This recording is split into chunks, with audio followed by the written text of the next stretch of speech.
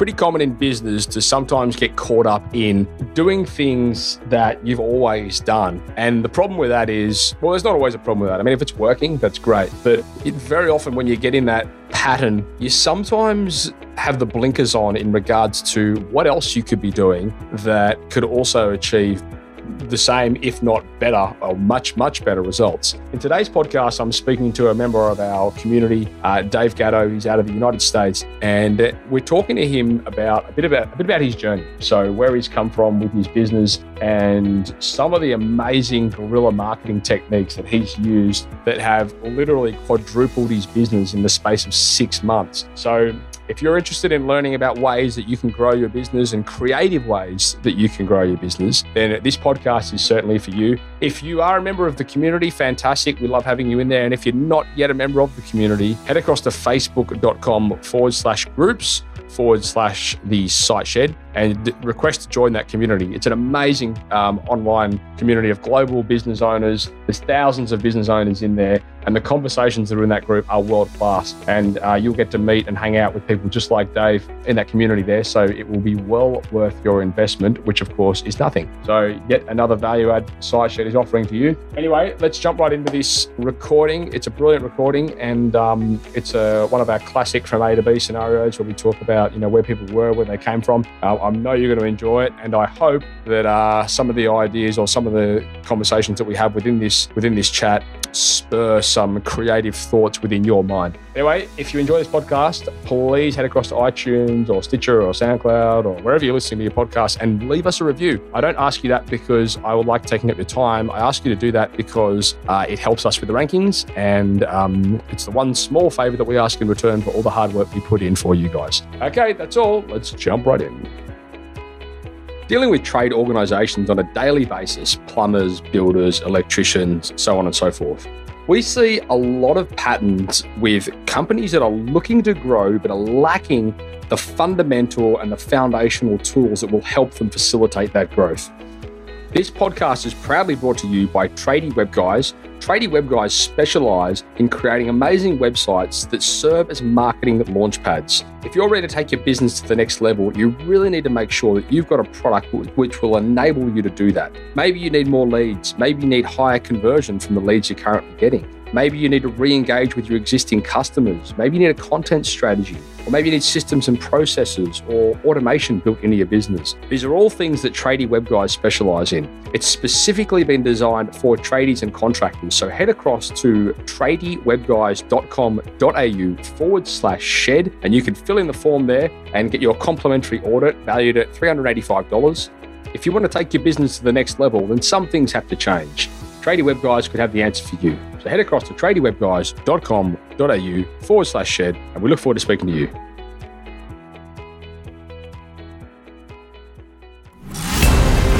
Giving tradies and contractors around the globe the tools to run a modern business. You're listening to Toolbox Talks from the Site Shed. Now here's your host, Matt Jones. David Gatto, welcome to the Site Shed podcast. Well, thanks for having me. All the way from somewhere close to New York City, apparently. Yes, sir. Mate, thanks for joining us on the show. For the listeners out there, Dave is a very active member in the Site Shed Facebook community. And the reason that Dave's been invited on the show today is to talk about a number of things, a bit about his story and where he came from and where he intends to end up, but also because of some of the really cool guerrilla marketing initiatives that he's been able to implement with his business Future Solutions. So, Dave, thank you for your time today. Much appreciated you giving it up and coming on the show. I know you're a bit of a workhorse too. You certainly put the hours in. So I suppose what I'd like to tell a bit of your story today. Like get a little bit of info about where you came from as a kid and where how you ended up in your business, and then where you intend to take it. And then we're going to dive a little bit into some of these really cool marketing initiatives. I know you've experienced some ridiculous growth as a result of some of the.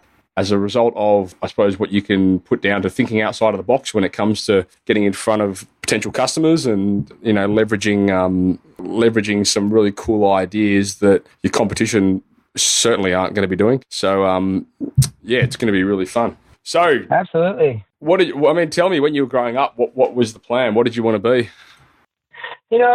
Growing up, honestly, I never really thought about that. I never thought about what I was going to do when I grew up, where I was going to go to college. None of that stuff. We were, just out running around, riding dirt bikes, having fun, getting the grades that we needed to get in school. I came from a poor family.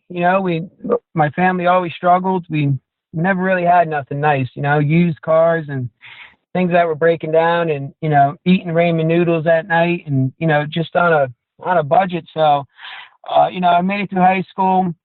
I graduated, I grew up in the inner city, and I lived in a lot of different places. I lived in the country. I lived in the inner city and the suburbs. And, so growing up, we never really had nothing. And as I got older and I made it through high school, I started to think about those things, what I wanted to do. So, one day I ended up in college. I went on grants. I went in college for business administrations, and, I didn't learn a whole lot in college, not the stuff that I know now, but, we went to a lot of parties and things like that. And, we had a lot of fun, and I made a lot of connections. And,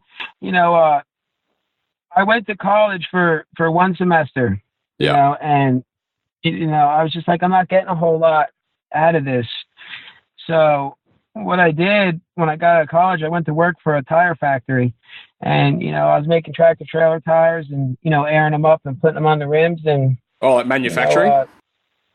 Yes, I was in manufacturing. Wow. And, I've always been a good salesman.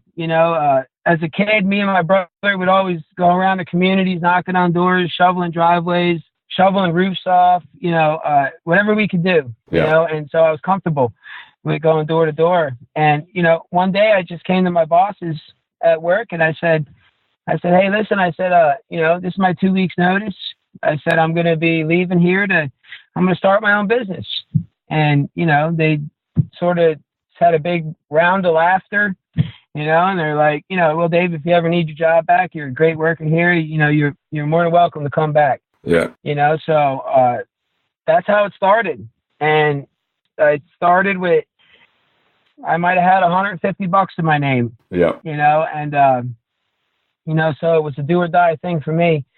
And, I had no vehicle, I just put together a list of services that I thought that I could do and provide to people. And, I went door to door every day after work until it was dark, and, eventually I got to the point where I secured a whole entire week's worth of work.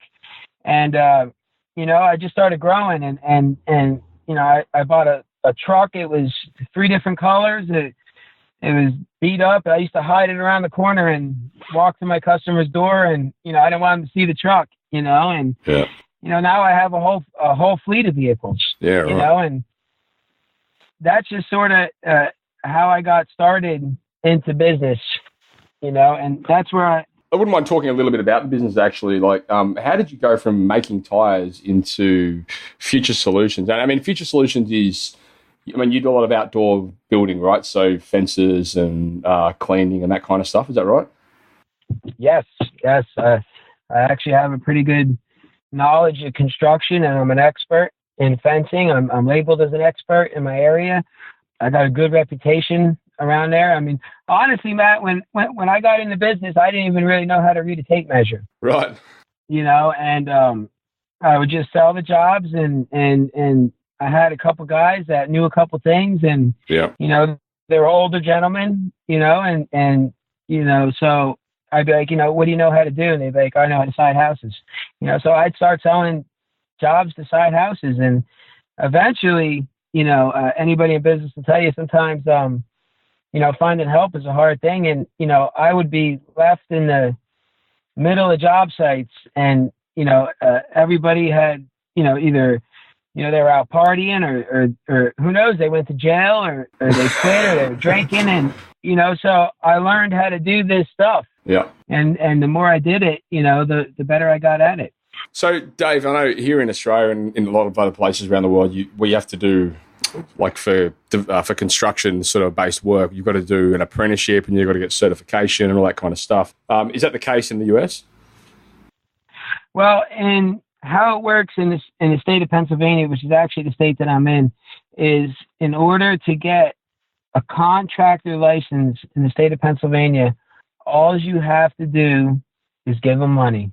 Right. And you got a license. Let's go. Like in the next state, I'm also licensed in Maryland, and you actually have to take a pretty rigorous test out there. But in the state of Pennsylvania, I just, I gave them I paid them, and they sent over a license, a temporary license immediately. Of course, you had to be insured, have a business bank account.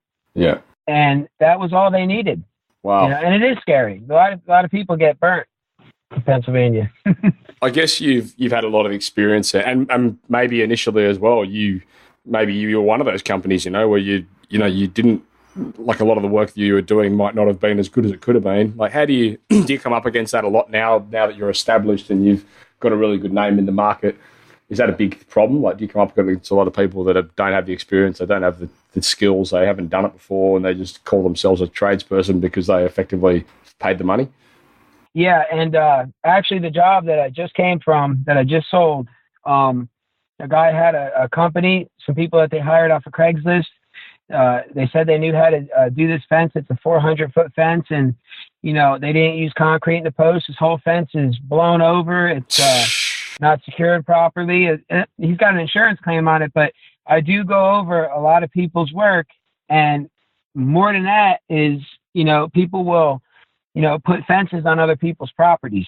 They'll encroach on properties, and it has to be moved. So I'll end up moving the fence, moving the shed, doing a new concrete foundation for the shed, and things like that. So, it happens a lot out here. You look around the neighborhood and you can see it everywhere. So do you do a fair bit of surveying as well with your business? Like, if someone comes out and says, "Hey, this fence is in the wrong place," are you the guy that goes, "Yeah, you're right, it is in the wrong place, let's move it"? Yeah, well, what I'll do is I'll ask them for a copy of the plot plan to their house, and they give me that copy. And in there is the dimensions of the house and the layout of the property line, and I have a metal detector. So I'll go out and unearth the actual property pins if there was a prior survey or when the house was built, and I'll say, okay, you're 12 foot over here, you're 6 inches over here, you're fine over here. And then I'm able to do, I'm not a licensed surveyor, but if I find a surveyor's stake in there, then, I know where it's at. Yeah, right. So that's a big issue out here. It's funny because, here in Australia, they're so strict on licensing and regulation and qualification, and, you've really, it's good, don't get me wrong. There's a lot of companies as well. There's a lot of scenarios out there where people, don't actually have those qualifications that they go and sell jobs. But it's, here, if you're doing building work, you've really got to have a builder's license, or you've got to be a qualified carpenter, or, you've got to do a rigorous apprenticeship to be a plumber or an electrician, all that kind of stuff. Like, it's really quite, it's full on over here. It's funny to hear that over there. You just go pay the money and voila, you're a contractor. Yeah. Now, don't get it wrong, though. They do a lot of inspections. So, I can, let's say I'm in a house and I'm finishing a basement, I could rough in all the electricity. I could rough in the plumbing and whatnot. And then they'll send in a third-party inspector to go over the work and make sure that everything's done in a workmanlike manner. Gotcha. Okay. Yeah. Okay. Well, I suppose that's kind of similar then to here, because, you'll very often companies will just send their apprentice out to do the plumbing roughing, and then, as long as a qualified tradesman come back, signs off on it, and when the inspector comes out, they can see that's all been done right. Yep. So they give you the green light, and then you're... Yeah. No, that's cool. And so I suppose one of the things that immediately jumped to mind there was you obviously from the onset had a good knack of hiring people that had skills that you did not. I know this is something that I've done my entire career as well. You don't always have to be the expert at everything, but you got to find people that are good or better at something than you. Absolutely. Tell me about that. How did you go about recruiting the right people for the job? Or how do you go about it, I should say? Well, my approach has changed a lot. And, sometimes I'll put an ad out there and I'll say, I'm looking for a good skilled carpenter, must have their own tools, their own transportation, and I get a guy who says, what do you know how to do? And he'll say, well, I could build a house from the ground up. That's the first red flag, and then they show up with brand new tools and brand new boots, and I come to find out that they don't really know anything, and so that's always a problem. But what I'm doing now is I'm going to the colleges and I'm hiring for apprenticeships, paid, and so that way I get the cream of the crop. And when I'm hiring somebody onto the fencing crew, I don't want to hear that they had any kind of fencing experience. Yeah. I want to mold them and teach them. If somebody tells me, I used to build fences, I don't want them. I don't want their old ideas about how fences were or how they were taught. I want to teach them the way that I want it done so that I could groom this person into being a leader so that they could run a job site, so they could put their own site plans, put their own material list together, and that I know that they're doing it the way that I would have it done, and so that's going to be a process right there. So I'm interested to hear a little bit more about that because, there's a lot of conversations in the community around recruiting, hiring, retaining, training, providing career paths for staff and all that kind of thing. A lot of people have problems with that, which very often comes down to systems and processes and your ability to, I suppose, as an employee, take responsibility and train people correctly and make sure they're on board the right way and make sure they're following the right processes within your organization. So how do you do that? Well, I got a reputation, people that know me, they'll say, it's hard to work for Dave. He wants everything done in a particular way. So, what I'll do when I'm training somebody and, I hire somebody on, I'm waiting for that person that says, hey, I want to learn. I want to learn everything. I don't want to be a laborer. I want you to teach me how to do it. So what I'm doing is I'm working with them and showing them how to do it. And when I feel like, that they're able to do something on their own, I'll come back at the end of the day and I'll go over all that work and I'll look at it and I'll say, okay, John, is this something that you put your name on? Yeah. And if they say, yeah, then that's great. If they say no, I want it torn down and I want it redone, and I offer a lot of stuff. My guys that are in this for the full run, they make a minimum of $35 an hour, to start. Guys that are really in it, and, I throw together the best benefits that I can for them. Yeah. I don't deduct for lunch breaks. I pay for all the lunches. I let them know they're appreciated. And if something's done wrong, I try to come at them, not yelling at them, but showing them like, listen, John, this is how we do it. I don't want these touching the string line. I want them 1/8 of an inch off the string line. I want you to look down this row of posts, and I only want to see one post. Nothing's supposed to look, I can see that post to that over there, and I correct them. Yeah. And that's, that's how I groom them. Yeah, nice. So what's obviously you're a very hands-on director, and I know you work a lot of hours. What's your main role in the business? Well, my main role in the business is selling all these jobs and closing them. I keep the books. I get everything nice and concise from my accountant. I take care of all the permitting, the HOA.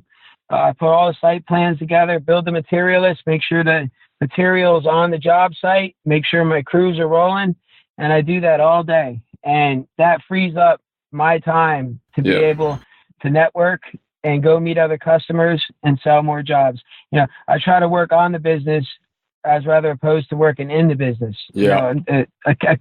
A good captain of a ship, you don't see him down working on the motor. Right. He's not working on the engine. He's up directing the ship, so that's kind of my philosophy with that. And that's my role in the business. I do the sales and I do the stuff that the other people can't do. Sometimes I'm doing it all. Yeah. It's a interesting segue, isn't it? When you go from being very hands-on until you realize that point where if I want this business to grow, I'm going to need to step back and I'm going to need to be the guy that's, focusing on, in your instance, selling or whatever it is you're good at. It doesn't always have to be selling. We get a lot of people in our community and I've got a lot of clients that they throw their hand up straight away saying, look, my role in my business is I am the guy on site. I want to be the foreman. I want to be running the job. That's where my time is best spent. My time is not best spent selling. I'm not good at selling. I'll employ someone that can sell. Absolutely. And, that's real key. I mean, there's got to be a time where, you got to let the reins go a little bit. You got to take the tool belt off because, what are you going to do? You're going to do one job at a time. Exactly. I got all these vehicles, I can't drive them all. And, so you got to be out there growing your business and, you got to take a risk. If you want to grow, you have to take the risk. Like, yeah, you're going to have to put some fires out and stuff like that. And you're going to have some mistakes. But in the end, the output and the quality, and if there is a mistake, it's how you handle that mistake. You make it right, even if it costs you money. Yeah, of course. So, Dave, what's your take on, I mean, obviously there's the whole, working on the business, not in the business, and there's, all this kind of stuff. And then there's this whole take on working smarter, not harder. I know you work a lot of hours.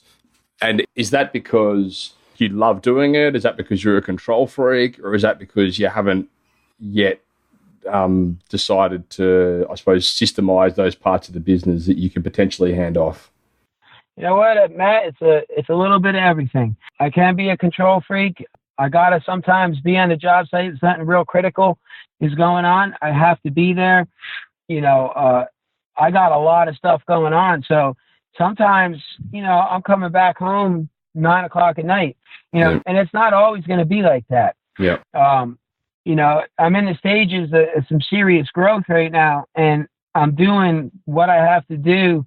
I'm doing what's hard and necessary now rather than what's difficult and fun. Yeah. And I'm going to be to a point where I'm going to have the financial freedom and the freedom of time where I actually get really good crews groomed that are out there doing the work that I'm doing now, that are going to hire a full-time salesman, hire, somebody to keep the books full-time, scheduling, material shipping, things like that. That's all stuff that I'm implementing to break away because, I want to work from 7 to 4. Yeah. And I'm making the changes now that I have to make to get to that point where I can be able to do that. So, Dave, you mentioned you're in a pretty rapid period of growth in the business, and that's largely due to, maybe not entirely, but largely due to some of the initiatives that you've put in place. From a marketing perspective, I'm interested, and the listeners I know are interested as well, to hear a little bit about your take on traditional marketing versus, let's call it, alternative marketing. Because, in my experience, when you're talking marketing and branding and things like that, there's very, very rarely a one glove fits all scenario. And, although obviously we have a very large emphasis and, we put a lot of resource and we got a whole business built around the digital landscape for contractors. We do websites and online marketing and that kind of thing. But I know from my experience as well, we very rarely, if something's working for somebody that is not online, there's no point in stopping doing it. It might be running paper ads in a newspaper, in your local newspaper, and that might be working, then there's no point in stopping that just to go all online. But I'm curious to see how you got from, that traditional, marketing path where a lot of people go down to, some of these really cool initiatives that you've been implementing lately, which have got you crazy good results. Okay, so I'll tell you what changed for me with the marketing. And what I was doing is, initially I did door-to-door sales. That's how I got my business out there. That's how I got a capital to get started. So what I did after that was, I went to a lead generating site. I'm not going to put them out there and talk about who they were. Yeah. And, that was working out great, but the turnaround for a job like that wasn't a referral. You might get 2, 3 out of 10, a lot of people just, I guess you guys call them tier kickers or something out there. Yeah. I see a lot of stuff like that. I call them tier kickers out too. I say it to myself. Yeah. Nobody knows what that means around here. But, so I started to get mad. I'm like, these aren't panning out. And I'm bidding against 7 contractors every time. So my numbers got to be right in there. So I had a falling out with them and, everything just stopped for me. I said, oh man, what am I going to do? I got so much overhead going on and I got all these guys that have responsibility to keep employed. So, I just started getting creative. And I started where I first started was with the real estate company, one of the big box real estate companies out here, Berkshire. I started with them right there. So I'm thinking of a good idea, just walking around in Walmart, I'm like, I know it, I'm going to see it. And when I see it, I'm going to know that this is what I got to do. So I got into the toy aisle.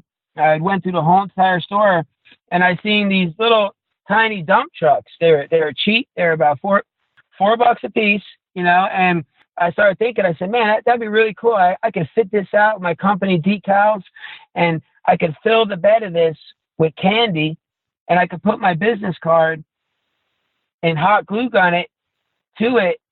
And I'm going to take these, I'm going to put good candy in them because I know they want good candy. They don't want the hard candies. They want the chocolate. They want the expensive stuff. So I went and I got 20 or 30 of these, and I started going into the real estate companies. And some of them were like, you can't put that here. Don't worry about it. We don't want that in here. I just kept going to the next one, to the next one. And people were like, yeah, you could put it there. And I just put it there. I don't say much. I leave and I keep track of who I put a candy truck in so I could keep it filled up. So, I come back the second time and I come in there and say, hey, you guys went through all that candy. I seen you guys don't like the Hershey Kisses. Let me take those out. I want to put these Snicker bars in here.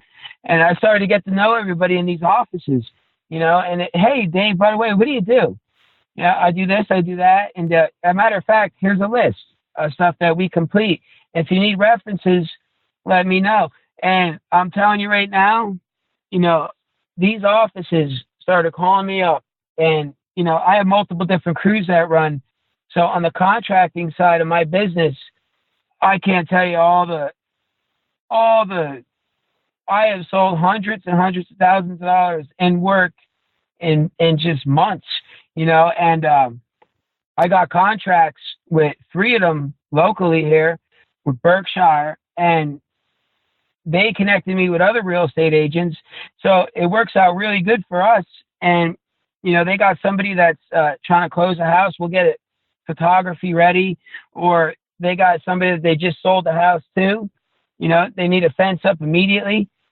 I'm the guy to call. And, I just made all these contacts with the real estate companies. So I started to think to myself, I said, you know what? I got to do more. So I went ahead and compiled a list of all my customers who I've gotten through these lead generating sites. And over the years, and what I did was I bought a little $1 bottle of windshield washer fluid, put a big thank you sticker on it, my company logos on there. And I just rolled up a piece of paper in there with a little bow tie on it and left it at the door, listing the other services that I do. And I call them up and say, hey, I would take a picture of it and say, I just wanted to drop this off to you as a thank you. And I'm telling you, the phone calls are rolling, and people were absolutely blown away by that. And it keeps them fresh in the back of their minds for a recommendation for the next person, because they might have lost their information on who did their fence or who did their basement, and I'm telling you, the response has been phenomenal, and it's cheap. Are these people that you did a service for at some point, or people that just called you? With the windshield washer fluid, these are people that I had done a service for in the past. Isn't that interesting? Because, we're talking about, lately we've developed a program around helping our customers re-engage with their existing or people that have purchased from them in the past, because there's this mindset, Dave, that and we see it every day, right? People will call in and they'll be like, hey, yeah, I need more leads. And then we go, okay, cool. What do you do? What's your business? How long have you been operating for? And how many people have you done work for in your business lifetime? And, we get some people call in and say, oh, yeah, we do this, we do that. We're a plumbing company in Sydney. We've got a database of 22,000 people, and we've never once sent them an email. And it's just mind-boggling. If you can put a strategy in place, there's this whole churn and burn mentality around, we need more leads, we need more leads, we need more leads. When if people actually just step back and they proactively look at the database that they've got and how they can keep re-engaged with those customers, that is a huge saving for them. And, you're 80% more likely to retain a customer than to gain a new one. So, when you're talking about investing into getting more leads, your money, if you've got a database, is so much better spent re-engaging with people that have already qualified, like they've already bought from you. They've pulled out their checkbook, they've let you in their house. That they'd be happy to hear from you again, provided you delivered a good service, of course. But it's a paradigm shift that we're seeing really good results from with our customers, because it's a total different approach to something that they thought, oh, this is how you must be able to do it. We just get more and more leads, and then we churn and burn them, get more. But if you can re-engage with those customers, which is what you've done with the windshield wiper fluid, like that's a really, really creative way to go about it. And I'm kudos for you for that one. That's great. Yeah, and Matt, I can't tell you the response that I got from that.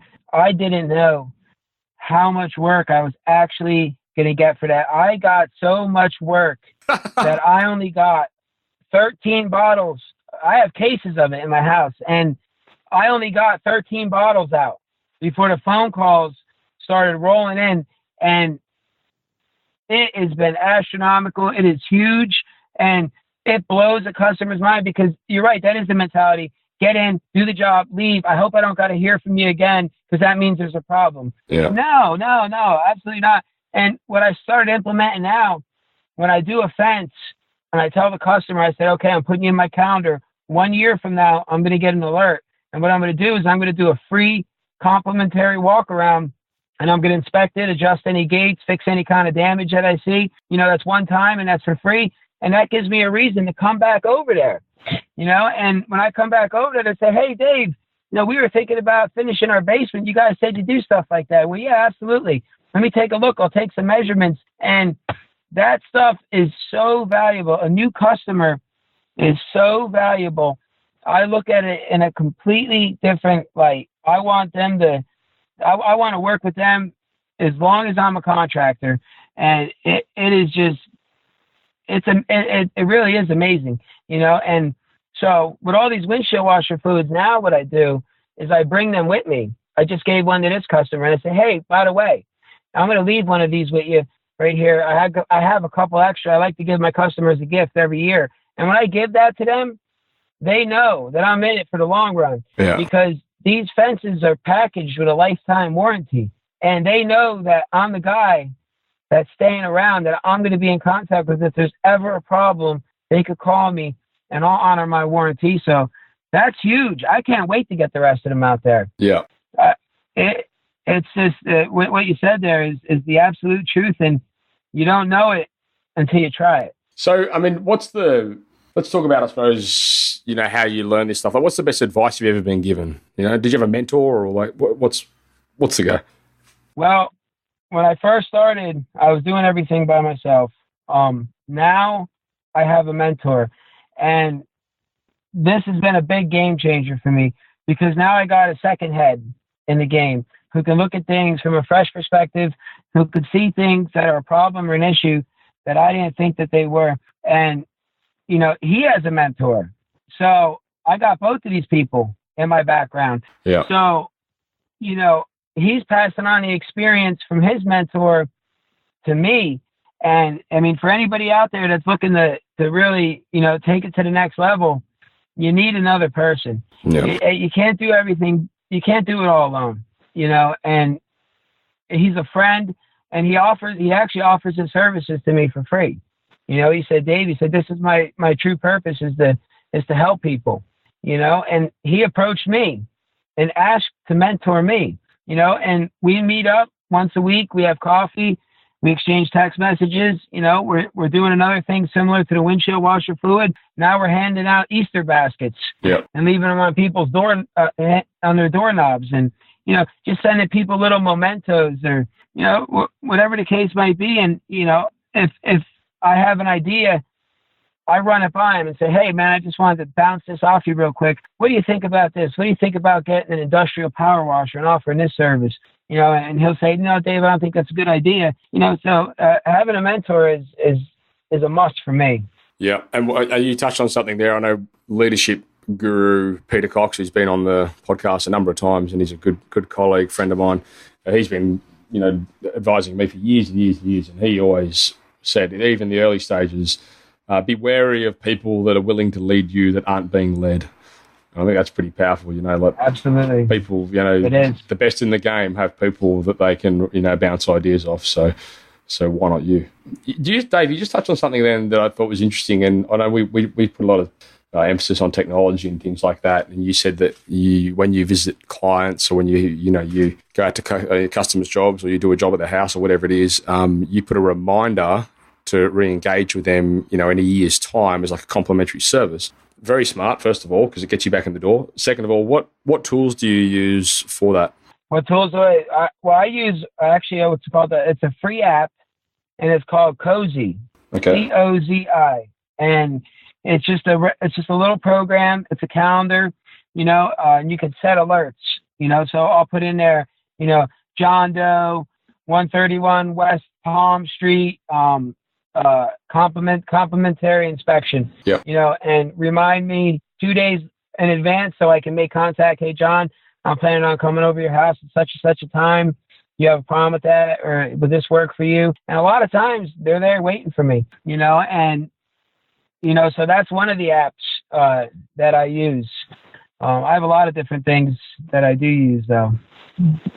A lot of the listeners out there, we've been trying to teach this for years, and some of the guys do it, some of them don't, but they should. I mean, especially if they're in like an emergency service scenario, say, take plumbers, for example. Like, plumbers might go out there and do a hot water heater, or they might, clear a block drain or something like that. And typically what you'll find is you might get a one-off call out to clear a block drain. However, if you're proactive with that call out, you can actually turn that one-off job into like a contract sort of style job, or it could be, like a repeat business customer, in the sense that, if you've gone out there and you've cleared a block drain, chances are in 4 months' time, that drain is going to have root intrusion again, or, there might be something wrong with it. So to avoid that sewer surcharging in the customer's home, if you're proactive and you reach out to them and say, hey, listen, 4 months ago we cleared your block drain, we'd like to come out and make sure it doesn't surcharge in your home again. How would you like us to run out and do a complimentary drain inspection just to see if everything's okay? That little touch and just caring, or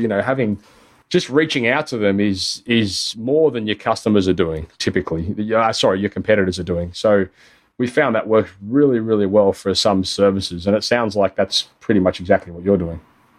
Yeah, and it's all about throwing in the extra. Right. Going above and beyond, giving the customer more than what they paid for. Yeah. Because in the end, that's going to just get you a much higher referral rate. And for instance, I did a lot of research on my competition, and I even went out and subcontracted jobs through my competition just to see how they do things. Yeah. So I take it a step ahead. I offer more services in there, whether it's dirt removal, planting new grass seed. For instance, when we finish a fence, we do more than just the fence, okay? We'll pressure wash the driveway, the sidewalk. We'll make sure there's no dirt in the yard. We plant new grass seed. We shine the fence up like a brand new car, and we'll rake the whole entire yard and make that look immaculate. No other fence company is doing anything like that. Yeah. None of them. So when they see that and they come out into their backyard, and their backyard looks manicured and immaculate, and that thing shined up like a brand new vehicle back there, they're just blown away. So a job that was a 3-day job might turn into a job for a month. They might say, hey, Dave, we're planning on, painting our whole exterior, the power wash, things like that.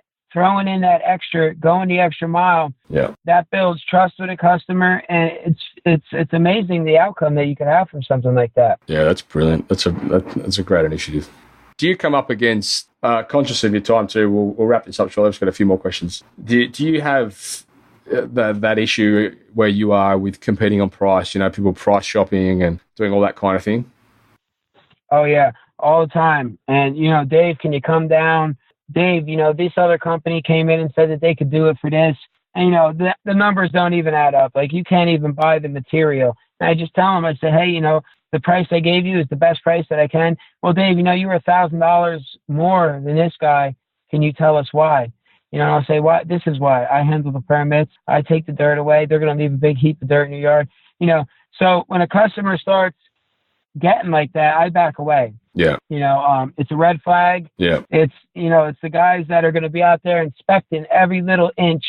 They'll come out with pocket levels and start putting the levels all over the fence and, measuring the distance it is off the ground. I get right out of those jobs. Yeah. Yeah. I say, okay, I'm sorry.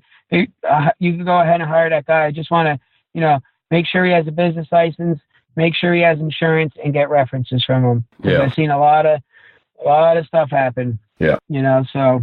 Oh, it's a good position. That does happen a lot. Oh, yeah. I mean, in any industry, it happens a lot. And it's in my experience as well. I mean, we get it a lot, even from, like websites and things like that. Like, we're not the cheapest, but then when you look at comparing what the product is overall, as opposed to what, the competition's offering, that's where it becomes a game of really, like, from our perspective now, we just really got to try and communicate from the onset, what that product is, so that when they go and price shop it, they understand that they're getting so much more with what we're offering than what they're, when a competitor might be offering. And that's I think the art, if you can really get good at managing expectations and communicating the difference so that they're comparing apples to apples, not apples to oranges. Yes, absolutely. And, you get what you pay for, Matt. Yeah. And that's a fact. And, all the time, they when they go the cheaper route and they don't put the money in that it really takes to do it, they got to realize that a company that's coming out and bidding that cheap, they're not going to honor their warranty because they don't have the money in the budget to come out and fix something if something goes wrong. The things that they don't think of. So we're always going over work like that. We had this guy come out of here. He was $3,000 cheaper than everybody else. And, this is what happened. We got screwed, whatever the case might be. And so, you get what you pay for. And you just got to communicate what you have built in to your package that makes your price to justify where it is, and why you're pricing it out like this. Because I have a lifetime warranty on this. And because I offer this and I do this and I come and I check up in a year and I'm going to be there to honor anything that I said that I would do, I'll do it. Yeah, brilliant. So Dave, tell me, we'll wrap this up shortly, but I'm interested to know what the future holds for Dave Gatto, and also what the future holds for Future Solutions. Where do you see it all ending up, or where do you see it heading? Well, my goal is to keep expanding, and I want to grow my business as big as I can. And in my mind, that business is going to be huge. It's not going to be an international thing, but I'm going to be known around here. I'm going to be putting in a lot of work. I'm going to have a lot of crews going on. And eventually, I'm going to get to the point where I can leave the country. Yeah. And I'm just going to travel. I'm going to travel around. I'm going to see the world. And I got my budget already figured out for that. And I got a time frame in there. And eventually I'm going to hand the reins over. And, right now I'm having fun. I'm living my dream. I'm growing a lot faster than expected. People that know me are shocked. I came from having nothing, being a street kid to having a nice, productive business, a beautiful home, beautiful trucks, tons of equipment. And, I'm just going to keep expanding, Matt. That's the goal. Yeah. I'm all about the numbers. I'm all about the quality. And, we'll see what the future has for me. But, I got big dreams and I got big goals, and I'm on top of those goals. I'm up. That's great. And so what's the one bit of advice you'd give to the listeners out there? The one bit of advice that I have to give to the listeners, that if you're new in business and you're struggling in business, keep quality people only. Get all the negative people out of your life. If somebody tells you that you can't do something, don't listen to them. Because if you believe that you could do it and you could hold that vision in your mind, then you can have that. So get rid of all the negative people. And when things get hard, because things will get hard, you got to keep pushing. You got to be hungry. That's when you're going to grow, is in them hard times. So, don't listen to anybody that tells you can't do it, because you could do anything that you want. And don't ever lose vision of what your dream is. Yeah, good advice. Get the right people in your corner. That's right. Quality people only. If they're negative, get them out of there quickly. Yeah. See you later. So, Dave, I won't even look their way. Just in closing, I suppose, who would you? Is there anyone you'd like to see interviewed on the show next? put you on the spot here. Can you get Buffini in there? Who's that? Can you get Brian Buffini on the show? Do you know him? He's a national guru. Okay. I'll look him up. Typically, I'll you know what? You know who'd be really good for you, because I don't think you'll get Buffini on the show? If you could get Mike Rogers. He's my business coach and my mentor. Okay, so you can introduce me?